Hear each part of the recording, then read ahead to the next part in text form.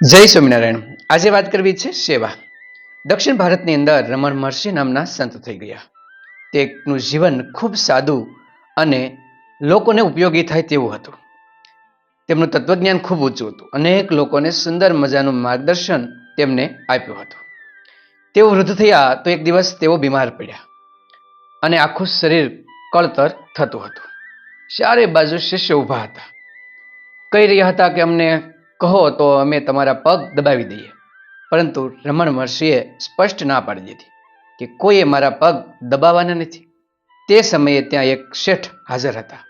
તેમની ઉંમર રમણ મહર્ષિ કરતાં પણ વધુ હતી. તેમણે એમને કહ્યું કે આપનું શરીર ખૂબ ધગી રહ્યું છે, ખૂબ કળતર થઈ રહ્યું છે. આ બીમારી તો આદુ ખાઈ તમારી પાછળ પડી છે. તમે અમને કહો તો અમે તમારી સેવા કરીએ, પગ દબાવીએ, તો કંઈક રોગ દુઃખ ઓછું થાય. ત્યારે રમણ મહર્ષિએ કીધું કે એમાં ચિંતા કરવાની કશી જરૂર નથી. શરીર વૃદ્ધ થાય તો આ બધા વ્યાધિ આવે, એમાં કોઈ ચિંતા કરવાની નથી અને ધીરે ધીરે સારું થઈ જશે.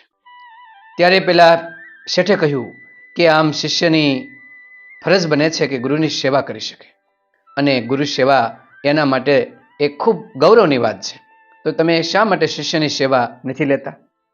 ત્યારે રમણ મહર્ષિએ તેલ હાથમાં લીધું અને પોતાના ઘૂંટણ ઉપર એ લગાવવા લાગ્યા અને કહ્યું કે હું માત્ર મારી સેવા જ લઈ શકું અને તમે તો મારી કરતાં ઉંમરમાં મોટા છો.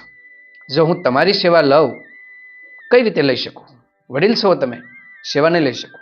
બીજી વાત, તમે પણ બીજાની સેવા ન લો અને જાતે જ તમે પોતાના શરીરની સેવા કરો તો મને વધુ ગમે.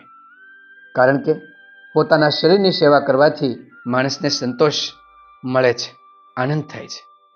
એ બીજાની સેવા લેવાથી નથી થતું. શેઠને રમણ મહર્ષિની વાત બરાબર સમજાઈ ગઈ કે આપણે જ્યારે બીજાની સેવા લઈએ છીએ ત્યારે મનથી સંતોષ નથી થતો. પેલા વ્યક્તિ જો મનથી પ્રેમથી સેવા કરે તો એને આનંદ થાય. જો એ પરાણે સેવા કરે તો એને દુઃખ થાય અને દુઃખના જવાબદાર આપણે પણ બનીએ. આમ રમણ મહર્ષિએ ક્યારેય પણ શિષ્યની સેવા ન લીધી. જ્યારે પણ તેઓ બીમાર પડતા તો જાતે જ પોતાથી થાય એટલી સેવા પોતાના હાથે જ કરી લેતા. હાથે પગ દબાવવા, હાથે તેલ લગાવવું, આવું કરી અને ઊભા થઈ જતા અને પોતાનું કાર્ય કરતા. આવા મહાન તત્વજ્ઞાની એવા રમણ મહર્ષિએ અનેક શિષ્યો, અનેક આવા શેઠ જેવા ભક્તોને સુંદર મજાનું જ્ઞાન આપ્યું અને પોતાની સેવા પોતે કરવી એવી દ્રષ્ટિ તે સૌમાં વિકસાવી હતી.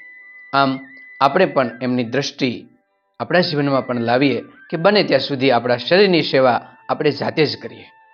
જ્યારે ન થઈ શકે ત્યારે અલગની વસ્તુ છે, પરંતુ સામાન્ય વસ્તુ માટે બીજાની સેવા ન લેતા જાતે કાર્ય કરવાનો પ્રયત્ન કરીએ.